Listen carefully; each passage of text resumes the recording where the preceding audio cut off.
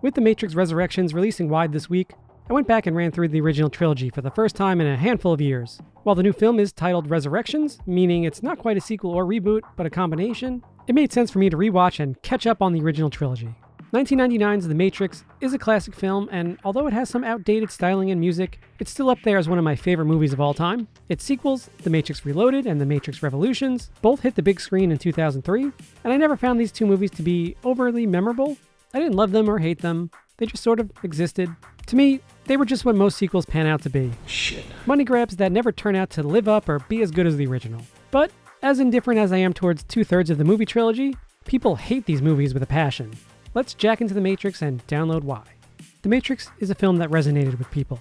Thomas Anderson, Neo, is a slave to the Matrix, just like every other plugged-in, battery person in the world. But the Wachowskis were able to connect this sci-fi metaphor with normal people, which is part of why I believe The Matrix had so much success. Thomas Anderson has a day job in an office building, not unlike the majority of people in the world. He's searching for answers about The Matrix. Morpheus reveals that there is more to life than what Neo knows. This is what learning the truth about The Matrix will reveal. And this is an easy connection to pull in viewers. Get us on board thinking there is more to life than just the mundane day-to-day we typically deal with? We all want to take the red pill.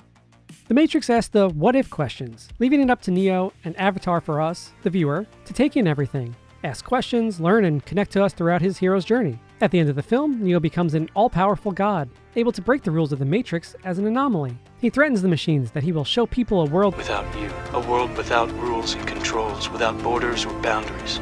A world where anything is possible. And with the sequels, the Wachowskis do not hold up their end of this promise. Instead, we are transported to a world of sequelitis, the phenomena of inferior sequels. Not only do we not have armies of Neo-like superhumans flying around the Matrix, but we have Neo, the One, the anomaly as Only human.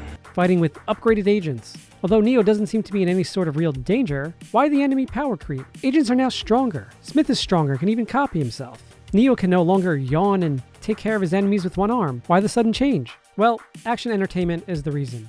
The films would be boring if Neo was an overpowered god, so the ending of the first film needed to be retconned into the sequels. It's a problem with many superhero stories. To keep the story interesting, you either have to go the route of Dragon Ball Z, always introducing an even stronger enemy that could destroy the world, or you can go the video game route, powering down your hero to be on the level of the enemies so they can slowly gain strength as the story unfolds. I chalk this up as lazy writing.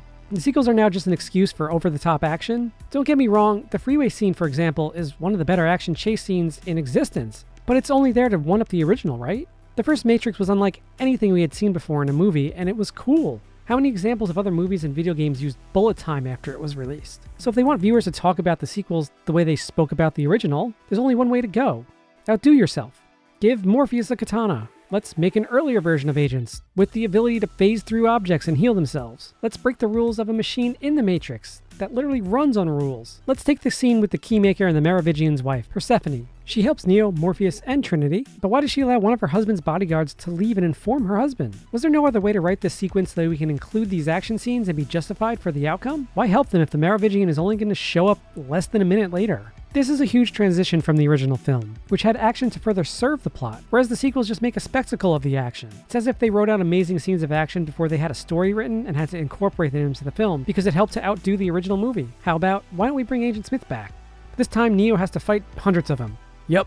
While we're at it, we'll use CGI instead of practical wire foo. But Wachowskis, people love The Matrix for its fantastic and crazy choreography. Did you say crazy? Let's have Neo throw an Agent Smith clone into other clones and let it sound like bowling pins being knocked over.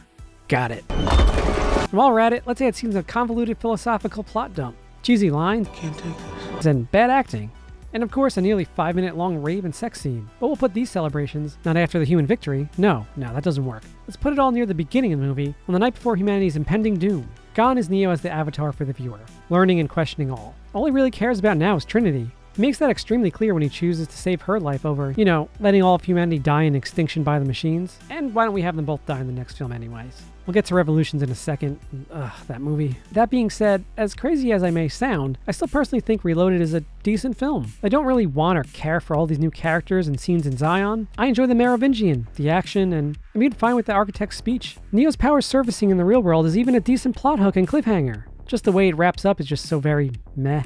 Pacing is the issue with the sequels, and it really shows its problems in Revolutions. After one quick Matrix action scene in the first 20 minutes of the film, we aren't given another until the 1 hour and 42 minute mark, which also happens to be Neo's first and only combat in the Matrix of the entire film. And it's a battle that he intentionally loses so that he can sacrifice himself and fulfill the Messiah prophecy. A lot of the focus on Revolutions is on our freedom fighters, and there's just too much of it. Who cares about Tank and Dozer's sister, or the rise of Kid? But once you realize that Reloaded and Revolutions were actually a long single film split into two, it makes a bit more sense.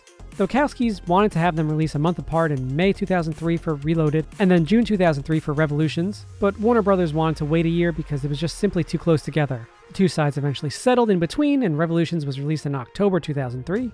Now, had this been one longer film with some heavy editing, I think it may have been received much better. A nice long 3-act film that starts with a return to Zion and the return of Agent Smith, the middle act including the Merovingian and the Architect, and closing it out with both the battles of Zion and Neo versus Smith. What we're given instead are two films that spend way too much time focusing on characters and sequences we aren't interested in, all while retconning the original film.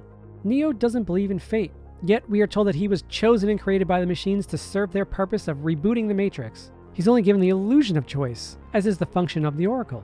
The first film brought up questions and allowed both the viewer and Neo to take them in. The sequels simply tell you what's going on.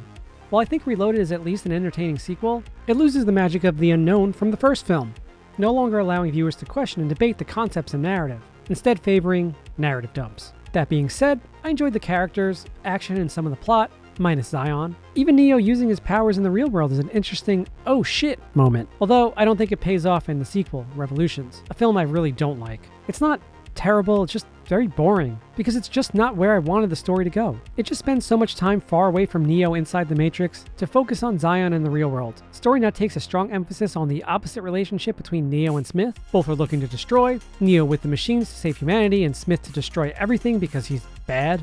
Both also to gain power outside the Matrix, Neo controlling Sentinels, and Smith making his way into a human host. Hugo Weaving is amazing as Agent Smith, but had this storyline been dropped in the sequels, as Neo literally burst through him at the end of the first film, it would have worked out probably better for the plot, as it just turns Smith from an agent of rules into a virus, the very thing he hates about the human race, as mentioned in the first film. He now just copies himself over and over, thus transforming Smith into just a generic villain from every other story. He wants to destroy everything because it doesn't really matter why. He just wants to destroy everything. He's bad.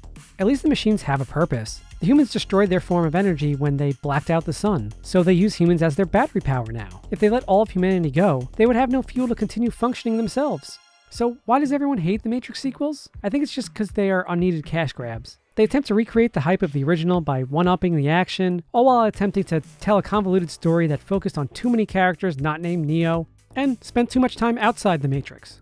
No longer is Neo the voice of the viewer, who was reborn a god, and promised to awaken others to fight the machines, but just a man who is as confused as everyone else as to what the hell's going on.